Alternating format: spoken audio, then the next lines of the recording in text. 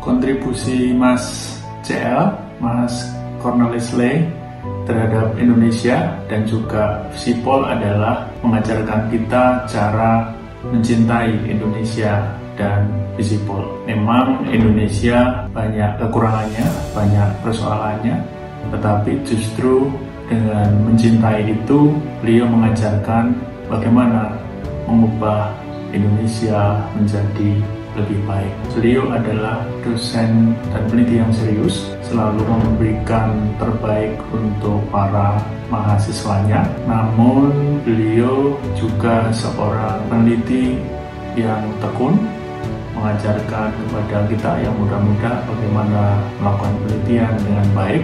Di sisi yang lain, beliau juga seorang sahabat yang generous, sahabat yang setia, tidak pernah menolak untuk memberikan bantuan. Nah, dia memang anak yang cerdas, rajin belajar. Saya suruh dia menulis di koran. Pertama di KR, dulu waktu itu dapat honor Rp20. Naik, habis sudah terkenal di Kompas. Sampai dia bikin buku macam-macam, makin laris. Dan memang dia punya kemampuan yang beda dengan orang lain. Orang lain baca itu, kalau dia baca buku, tidak baca dari halaman pertama, dia baca dari bab terakhir. Dia tarik kesimpulan, dia sudah tahu kesimpulan, kemudian dia tanya, mengapa ini pengarang bikin kesimpulan begitu. Nah, dia cari di bab-bab selanjutnya. Jadi waktu dia mau sekolah tuh ibunya tuh menabung di warungnya, ada bambu, bikin lubang, duitnya kasih masuk situ. Pas dia sudah selesai, tabungan dari bambunya dipecahkan, ada 200.000 lebih, kasih untuk ongkos dia datang ke sekolah di Jogja. Dan waktu itu dia bisanya menulis di koran, hasilnya tidak untuk dia sendiri. Jadi 1 bulan 4 kali. Wesel itu 2 untuk dia, 2 untuk kirim bagi orang tuanya. Perhatian pada orang tua luar biasa. Sudah dia punya nama besar juga begitu. Jadi waktu dia selesai sarjananya, dia pamit kepada saya, waktu saya jadi dekan, pamit mau pulang Kupang. Saya bilang, kamu daripada pulang Kupang, kamu di sini aja, bantu saya. Nah, akhirnya dia mau. Saya proses jadi dosen.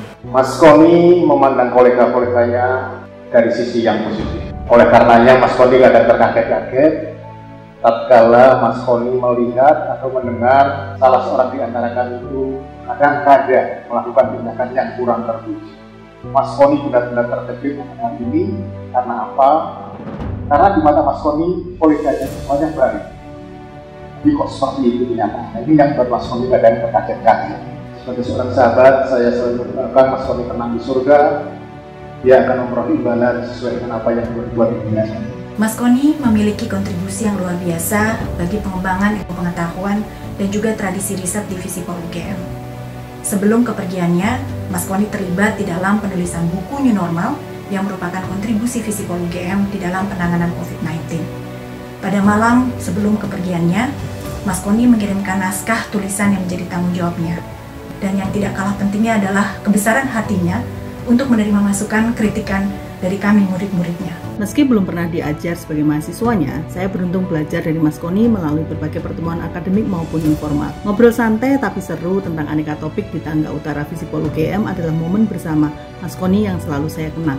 Sebagai ilmuwan, Mas Koni mempunyai kejernihan berpikir, baik lisan maupun tulisan. Baginya demokrasi dan kemanusiaan bukanlah jargon akademis, tapi praktek nyata. Itulah warisan Mas Koni sebagai senior, guru, dan panutan.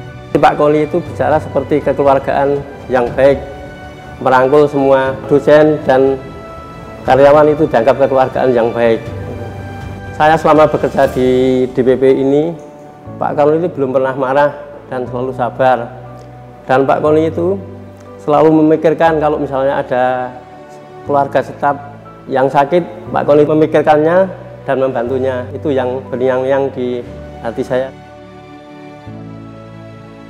Mas Koni itu sering mengingatkan saya dalam jabatan publik, apalagi dalam proses pengambilan keputusan. Biasanya dia tidak menanyakan, tidak marah, tapi sifatnya seperti mengklarifikasi, tapi caranya kayak guru gitu. Muter, membandingkan cerita dulu di beberapa negara. Tapi sebenarnya itu lagi menceritakan situasi yang saya tangani. Saya pakai ilmunya Mas Koni itu tadi. Ngajari, tapi mereka tidak merasa diajari, begitu ya.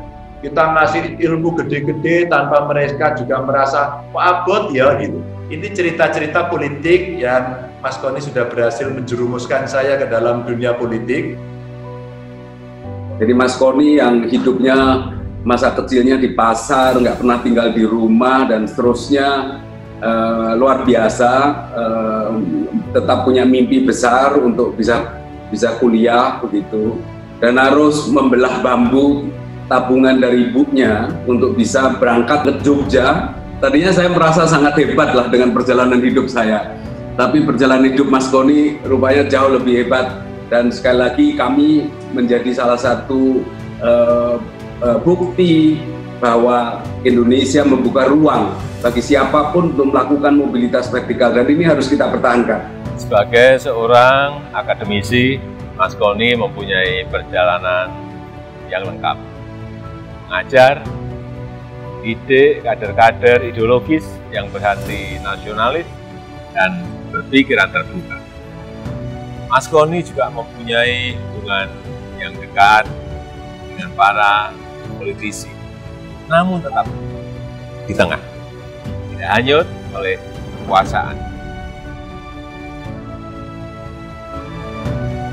Mas Cornelis Lee adalah sosok yang serius. Dari kecilnya sudah dilatih untuk bekerja keras, mandiri. Pribadi yang jujur, pribadi yang baik, dan pribadi yang sederhana. Mas Koni adalah orang yang luar biasa, yang punya komitmen besar untuk menyelesaikan tanggung jawabnya. Ilmuwan pandai namun rendah hati dan memanusiakan. Ramah dan bijaksana. Saya tidak pernah melihat ada kesedihan di Mas Koni. Katakan oleh Mas Koni bahwa apa yang kita miliki, apa yang kita bisa, kita punya kewajiban moral untuk membuatnya menjadi kenyataan. Usaha menemukan jalan ketiga ini berangkat dari optimisme saya. Saya meyakini bahwa kekuasaan dan ilmu pengetahuan lahir dan bertumbuh di atas cita-cita pembebasan manusia dan pemuliaan kemanusiaan.